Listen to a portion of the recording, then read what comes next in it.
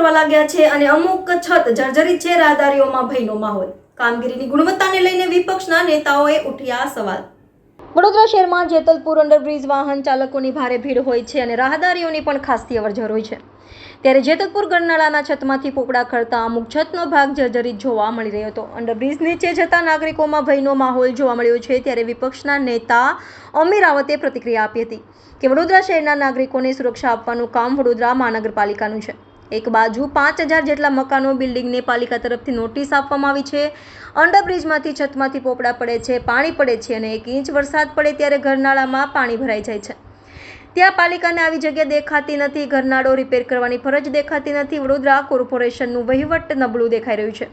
અત્યારે વરસાદની સિઝન શરૂ થઈ ગઈ છે અને આસપાસના લોકોને કાદવ કીચડમાંથી પસાર થઈ મુશ્કેલીનો સામનો કરવો પડી રહ્યો છે। તાત્કાલિક ધોરણે રિપેર કરવાની કામગીરી હાથ ધરવામાં આવે તેવી માંગ કરવામાં આવી છે।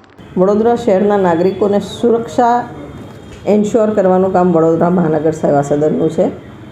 એક બાજુ જ્યાં 5000થી વધુ બિલ્ડિંગને ભયજનકની નોટિસો આપી છે, અનેક મકાનોમાં કોર્પોરેશન આરએનબીના કહેવાથી ગટર પાણીના કનેક્શન્સ કાપવા ગયા છે અને એને જર્જરિત જાહેરાત કરીને 15 દિવસમાં ખાલી કરવાની નોટિસ આપી છે।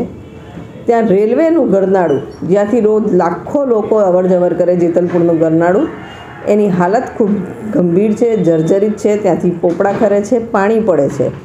નીચે રોડમાં બી 1 જ ઇંચ વરસાદમાં અડધા વાહનના ટાયર ડૂબે એટલું પાણી જમા થઈ જાય છે, અપાર ગંદકી। ત્યારે કોર્પોરેશનની નજર નથી ખુલતી, ત્યારે ત્યાં રેલવે પાસે એ ગરનાળું રિપેર કરાવવા માટે ફરજ નથી પાડવામાં આવતી। ત્યાં ક્યાંક વડોદરા શહેરના વહીવટ, જે કોર્પોરેશનનો વહીવટ છે, નબળું પડતું હોય એવું દેખાઈ રહ્યું છે અને રેલવેની મનમાની દેખાઈ રહી છે। તાત્કાલિક ધોરણે આ ગરનાળું રિપેર કરાવવું જોઈએ। કાલ ઉઠીને કોઈ જાનમાલનું નુકસાન થશે તો જવાબદાર રેલવે અને વડોદરા શહેરના વહીવટના વડા તરીકે મ્યુનિસિપલ કમિશનર થશે, જેમને આજ દિન સુધી રેલવેને ફરજ નથી પાડી કે આ ગરનાળાને રિપેર કરાવે। પ્રી મોન્સૂનને લઈને કામગીરી પણ તમે જોઈ શકો છો, ઝાડ પણ પડે છે અને ભૂવા ચાલુ થઈ ગયા છે, શું કહેશો?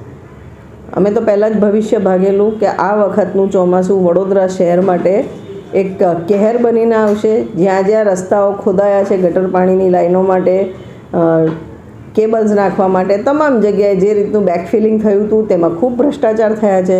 ટેન્ડરમાં કોમ્પેક્શનની આઇટમ હોય છે, તેમ છતાં કશે બી કોમ્પેક્શન નથી થતું અને અમે કમિશનરશ્રીનું આપ લોકોના મારફતે સભામાં બોલીને ધ્યાન દોર્યું હતું કે તાત્કાલિક ધોરણે પ્રોપર કોમ્પેક્શન થાય, એન્શ્યોર કરો, કારણ કે આપણે એના પૈસા આપીએ જ છે।